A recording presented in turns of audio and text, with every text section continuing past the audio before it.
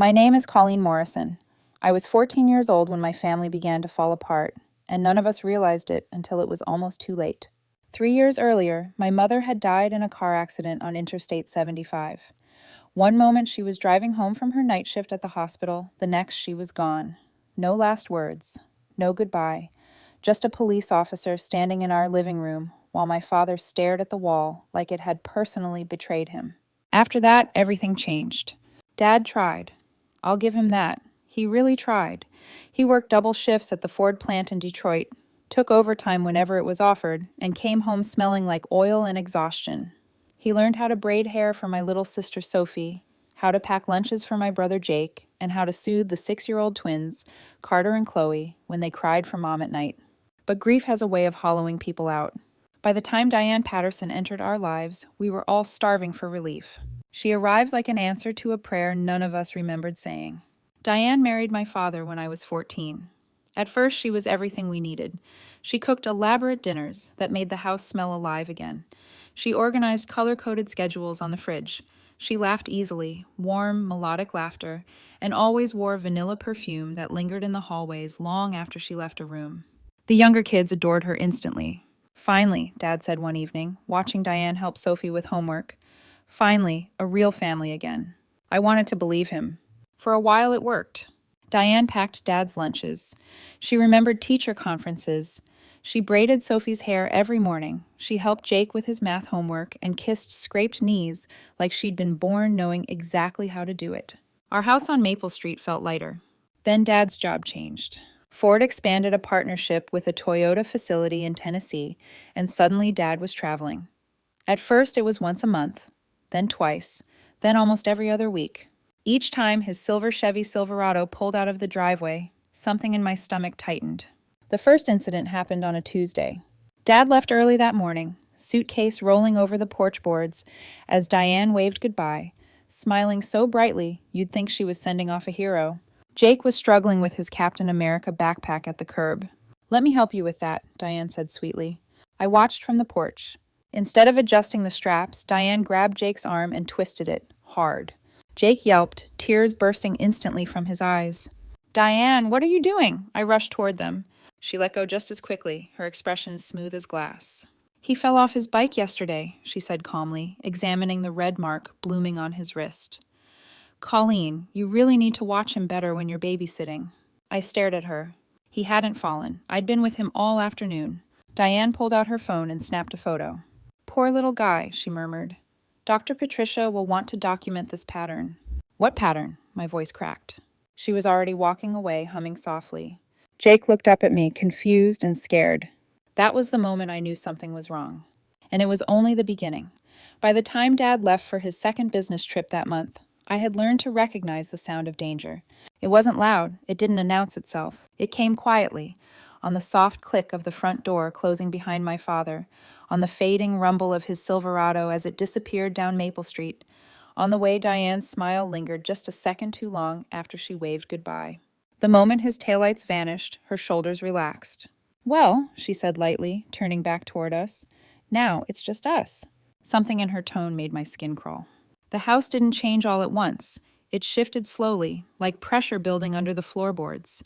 Diane stopped asking me for help and started giving me instructions, short, clipped commands that made it clear I was being watched. "Watch the twins while I shower. Help Sophie with homework, but don't get frustrated. Jake needs discipline. Be careful with him. Be careful." It was the word she used when she wanted to imply I wasn't. The next incident happened 3 days later. Sophie was sitting at the dining table, erasing the same sentence over and over, her small hands smudged with pencil graphite. Diane hovered behind her, correcting her posture, tapping the table whenever Sophie slouched. "You're rushing," Diane said. "Slow down." "I am," Sophie whispered. Diane pinched her arm, quick, precise, right above the elbow. Sophie gasped, eyes filling instantly. "Hey!" I stood up so fast my chair scraped the floor. "Don't touch her like that!" Diane stepped back, eyes wide, offended. "Excuse me." She knelt beside Sophie, stroking her hair gently, fingers deliberately avoiding the spot she'd pinched. "It's okay, sweetheart," she soothed. "Your sister didn't mean to scare you." "What?" I said. "I didn't—" Later that night, when Dad called from his hotel in Knoxville, Diane spoke first. She got rough during homework again, Diane said softly, her voice trembling just enough. Sophie has a bruise. Dad's eyes flicked toward me on the screen. Colleen, he said carefully. I opened my mouth, but Sophie wouldn't look at me. The bruise was real. The cause was not. Over the next few weeks, the incidents multiplied. Diane pinched. She shoved. She twisted wrists and yanked arms, always where bruises would look accidental. And every time, she blamed me. When Carter fell off his chair at dinner after Diane nudged it with her foot, she sighed dramatically. You can't push him like that, she told me in front of the others. When Chloe cried because she was hungry, Diane locked the pantry and said loudly, Colleen said no snacks until rooms are clean. The twins looked at me like I'd betrayed them. Jake stopped asking me for help with homework. Sophie stopped crawling into my bed after nightmares. The twins flinched when I entered a room. Diane started making phone calls. Always in the kitchen. Always just loud enough for me to hear fragments. I'm worried about escalation. She shows no remorse. I fear for the younger children. The name Dr. Patricia came up constantly. She's very concerned, Diane would say, shaking her head. These patterns are serious. One afternoon, during Dad's third trip, Diane slid a leather-bound notebook across the counter toward me. I've been documenting everything, she said calmly. My hands trembled as I opened it. Page after page of neat handwriting. Colleen threw a textbook at Jake during homework. Bump observed, behind left ear. Colleen denied breakfast to the twins. Locked pantry. Verbal cruelty, noted. Colleen shoved Sophie against the wall during an argument. Every entry was a lie. I remembered each moment clearly. The truth burned into my memory. The textbook Jake had dropped himself. The pantry Diane had locked. The argument Diane had started. These aren't real, I whispered. Diane smiled.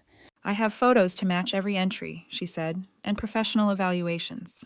She took the notebook back, closing it with finality. That night, Dad called again. Your stepmother is scared, he said, his voice tight. She says you're getting worse. I'm not, I said desperately. She's lying. She's hurting them and blaming me. There was a pause. Colleen, Dad said slowly. Why would she do that? I didn't have an answer. Diane did. She's grieving, Diane said gently into the phone. Anger is common in teens who lose their mother. After the call, Diane knelt beside Sophie. Daddy knows about your big sister's problems now, she whispered. Soon you'll be safe. I started keeping my own journal that night. Every incident, every bruise, every lie. But I knew how it looked. A 14-year-old girl's notebook against a grown woman's photos, reports, and calm concern. The night before Dad came home from Nashville, Diane sat across from me at the kitchen table. The twins were asleep. Jake and Sophie watched cartoons in the living room. You know, Diane said casually, stirring her coffee. I had another stepdaughter once. My chest tightened. Her name was Amanda, she continued. Sweet girl, troubled, just like you. What happened to her? I asked. Diane smiled, a thin, sharp smile that didn't reach her eyes. She's not part of the family anymore. The next morning, Dad walked through the door and looked at me like I was someone he didn't recognize. Diane stood behind him, her hand resting lightly on his arm. The trap was almost closed, and I didn't yet know how much worse it was going to get. Dad's biggest trip came in November. 2 full weeks overseas, in Singapore, overseeing a major contract that could determine the future of his position at Ford. He tried to sound upbeat about it, but I could see the strain in his eyes as he packed. He hugged each of us a little longer than usual. When he hugged me, he hesitated. Be good while I'm gone, he said quietly. I nodded, swallowing the ache in my throat. Diane stood at the front door that morning, waving as his Silverado rolled away. Her smile stretched wider with every second that passed. Finally, she exhaled. Time to finish this, she said softly. I spent that day at Lincoln High, sitting through midterm exams with a knot in my stomach so tight I thought I might be sick. Chemistry formulas blurred on the page. My pencil shook in my hand. Something felt wrong. When the final bell rang at 3:10, I walked home slowly, bracing myself. The sight of 2 police cruisers in our driveway stopped me cold. Red and blue lights flashed against the siding of our house. My breath hitched. On the porch stood 2 officers, Officer Rodriguez and Officer Thompson, talking to a sobbing Diane. Her arms were covered in fresh scratches. She looked small, fragile, victimized. Our living room lamp lay shattered on the floor. Family photos were scattered everywhere, frames broken like evidence of chaos. There she is, Diane cried, pointing at me. She attacked me. My mouth fell open. I just got home from school, I said. I didn't... "Ma'am, please step back," Officer Rodriguez said, his hand moving toward his radio. Diane handed them a manila folder thick with documents. "Months of escalation," she sobbed. "I tried to protect the children. She threatened to kill the twins if I told anyone." That wasn't fear I felt. It was disbelief. Officer Thompson read silently, his expression hardening. "Colleen Morrison," he said. "You're under arrest for domestic assault." Cold metal closed around my wrists. "This is insane!" I screamed as they guided me to the patrol car. "Check the school! Check the cameras!" Diane watched, her face carefully composed. She had thought of everything. She'd scratched herself after I left for school. She'd smashed the lamp. She'd scattered the photos. She'd called Child Protective Services with a fabricated report. Within 48 hours, I was banned from my own home. They drove me 2 hours north to Grand Rapids to stay with my dad's cousin Ruth, a retired teacher with kind eyes and cautious questions. Diane filed for emergency custody and secured a restraining order against me before Dad's plane even landed in Singapore. No calls, no visits, no contact with my siblings. Ruth listened as I told my story, but doubt flickered behind her sympathy. "Why would she do this?" Ruth asked gently. That's when I remembered Diane's story about her other stepdaughter. That night I searched. I found her. Amanda Parker. When she answered the phone, she spoke before I could. "Is this about Diane?" My heart pounded. "She did the same thing to me," Amanda said, 8 years ago. By midnight, my inbox was full. Court documents, police reports, medical records. Same pattern, same therapist, same lies. As I read, a new fear took hold. This wasn't just about me. My dad was alone with her, and he was in danger. I didn't sleep that night. I sat at the small desk in Ruth's guest room, the glow of the computer screen burning my eyes as I scrolled through Amanda's files again and again, each document tightening the knot in my chest. The dates were different, the names were different, but the pattern was identical. Bruises on younger siblings, escalating accusations, a traveling father, a concerned stepmother, a therapist named Dr. Patricia Rodriguez, and then removal. Amanda had been 13 when Diane married her father, almost the same age I was. The similarities were so precise, it felt like reading a twisted instruction manual. At 6:12 a.m., my phone buzzed. A video call request. Amanda. She looked older than her 23 years, strong, but tired in a way I recognized immediately. "She started small," Amanda said after I explained everything. "Pinches, shoves, always when no one was watching." My stomach twisted. "She blamed me for everything," Amanda continued. "Said I was unstable, dangerous. My dad traveled for work too, Boeing contracts. He trusted her." "What happened to him?" I asked quietly. Amanda swallowed. "He got sick," she said. "Doctors said food poisoning, then dizziness, confusion. 2 weeks after I was removed from the house, he died in a car accident." My blood ran cold. "And Diane?" I whispered. "She got everything," Amanda said. "The house, the insurance, custody of my half-brothers." "Where are they now?" I asked, already dreading the answer. "Foster care," Amanda said. "She gave them up 6 months later." The room tilted. This wasn't just cruelty. It was strategy. Ruth sat beside me, her face pale as she read over Amanda's records. "This woman is a predator," she said softly. Worse, she was methodical. Amanda sent one more file. A toxicology report. Unusual chemicals. Trace amounts. Hard to detect. My hands shook. Dad was in Singapore, alone, with Diane's care packages and constant calls. "She's poisoning him," I said, my voice barely audible. Ruth didn't hesitate.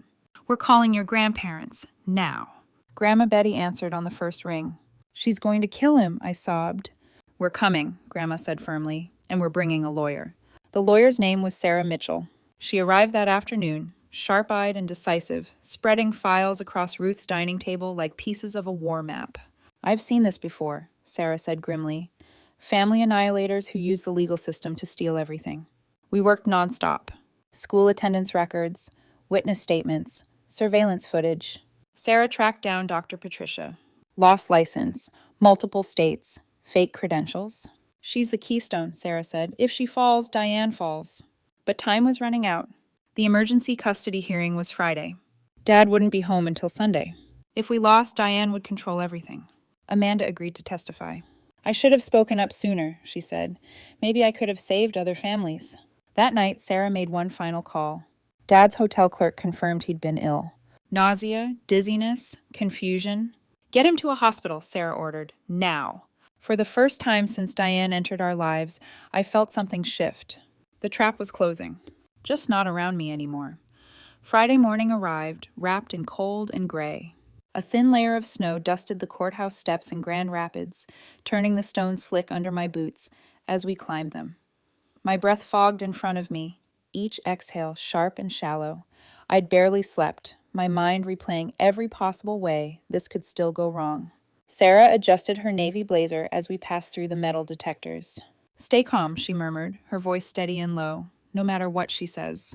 I nodded, though my hands trembled. Inside the courtroom, Diane was already seated at the plaintiff's table. She looked perfect. Soft pink cardigan, pearls at her throat, hair neatly styled, a tissue clutched delicately in her hand as she dabbed at her eyes, already crying before the hearing even began. If I didn't know the truth, I might have believed her too. Her lawyer, Robert Kane, sat beside her. Expensive suit, confident posture, papers arranged in precise stacks. He didn't glance in our direction. The judge, Judge Williams, entered, her silver hair pulled back tightly, her expression unreadable. This court is now in session, she said. Emergency custody hearing regarding the Morrison children. Diane took the stand first. She spoke in a trembling voice, describing my violent outbursts, her fear for the younger children, her desperate attempts to keep everyone safe. She presented photos, documents, the leather-bound journal. I love these children like my own, Diane said, tears streaming down her cheeks. But I can't allow Colleen to hurt them anymore. I felt like I was watching someone else's nightmare. Kane stood next, summarizing Dr. Patricia's psychological evaluations. Severe behavioral instability, he concluded. Homicidal ideation. I clenched my jaw so hard it hurt. Then Sarah stood. Your Honor, she said calmly, we'd like to call our first witness via video conference. The screen flickered. Amanda Parker appeared. Diane went pale. Amanda spoke clearly, methodically, laying out the same pattern, same abuse, same lies, same therapist, same outcome. She did to me exactly what she's doing to Colleen, Amanda said, and my father paid with his life. Kane objected. Judge Williams overruled him. Sarah presented surveillance footage next, timestamps proving I was in school during Diane's alleged attacks. Then came Dr. Patricia. She tried to leave. Court security stopped her at the door. Within minutes, she was sobbing, admitting to falsifying reports for money. Diane snapped. I planned everything perfectly, she screamed. Just like with Amanda, just like with her father. The courtroom fell silent. Officers, Judge Williams said quietly, please place Ms. Patterson under arrest. As Diane was handcuffed, she turned to me. You have no idea what you've done, she hissed. I did. I'd stopped her. The next 24 hours unfolded in fragments. Bright lights, urgent voices, ringing phones that never seemed to stop. Judge Williams ordered an immediate welfare check on my father in Singapore before the courtroom had even emptied. By the time Sarah relayed the update, my legs nearly gave out beneath me. Dad had been found unconscious in his hotel room. He was rushed to Singapore General Hospital, where doctors confirmed what Amanda and I had feared all along, chronic poisoning. Small, consistent doses administered over weeks, subtle enough to mimic stress or food poisoning, deadly if left untreated. If you'd waited another day, the doctor explained over video call, he might not have survived. I watched my father on the hospital monitor, tubes in his arms, machines breathing for him, and felt something inside me crack open. He looked small, fragile, nothing like the man who had raised 4 children alone after losing his wife. He's going to be okay, Grandma Betty said firmly, gripping my hand. Her voice shook, but she didn't let go. The legal process moved fast after Diane's confession. Jake, Sophie, and the twins were removed from the house immediately and placed in emergency foster care while the investigation unfolded.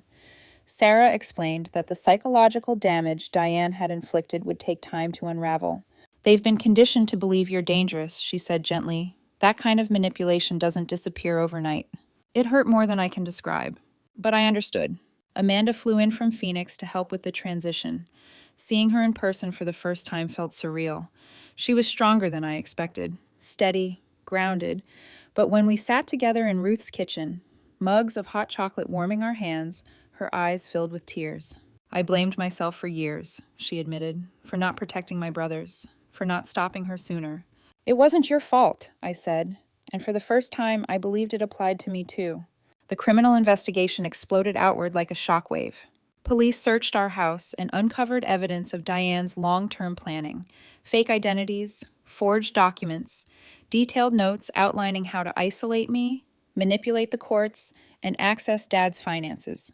Even worse, they found research: life insurance policies, bank accounts, names and addresses of other single fathers. She's a serial family predator, Detective Martinez told us. We're reopening cases in 4 states. Dr. Patricia Rodriguez was arrested as an accomplice. Her fraudulent evaluations had helped Diane destroy at least 6 families over the past decade. The media descended on Ruth's house within days. Reporters camped on the lawn. Cameras followed us everywhere. Sarah handled most of it, but I agreed to one interview. Trust your instincts, I told the camera. If something feels wrong, it probably is. A week later, Dad was stable enough to fly home. I waited at the hospital with my siblings when he arrived. Jake ran to me the moment he saw him. "I'm sorry," he sobbed. "I should have believed you." Sophie hugged me next, her small arms tight around my waist. The twins were quieter, confused, but relieved. "Is the mean lady gone forever?" Chloe asked. "Yes," I said, "forever." 2 years later, I stood in another courtroom. This time, Diane was on trial for murder. She looked nothing like the woman who once braided Sophie's hair. Prison had stripped away the performance, revealing the cold manipulator beneath. The charges were staggering. First-degree murder for Amanda's father, attempted murder for poisoning mine, child endangerment across multiple families. The prosecutor laid out the pattern with brutal clarity. She preyed on vulnerable families, she said. She presented herself as salvation, then destroyed them from the inside for financial gain. The jury deliberated for less than 4 hours. Guilty on all counts. Life without parole. As Diane was led away, she looked at me one last time. Not with hatred, with defeat. The aftermath brought change. New oversight laws for court-appointed therapists, stricter verification of psychological reports, reforms inspired by Amanda's testimony, eventually known as Amanda's Law. My family relocated to Columbus to live with my grandparents while Dad recovered. The house on Maple Street was sold. Too many ghosts. Healing was slow. Dad carried guilt he didn't deserve. Jake became fiercely protective. Sophie poured herself into school and sports. The twins grew back into themselves. I began speaking at conferences, training social workers and judges to recognize the patterns of family manipulation. Listen to children, I always said, not just the adults speaking for them. Amanda started a nonprofit, Family Shield, helping other survivors navigate custody fraud. On the anniversary of my arrest, I received a letter forwarded through Sarah's office. "Your courage saved my family," it read. That night, I added it to a growing stack in my room. Diane still writes from prison. We don't read the letters. Our story isn't just about surviving evil. It's about recognizing that monsters don't always look like monsters. Sometimes they smell like vanilla. Sometimes they smile warmly. Sometimes they make your father laugh for the first time in years. But the truth always leaves patterns. And if you're brave enough to follow them, even the most elaborate lie eventually collapses. My name is Colleen Morrison, and I proved that truth, once exposed, is stronger than fear.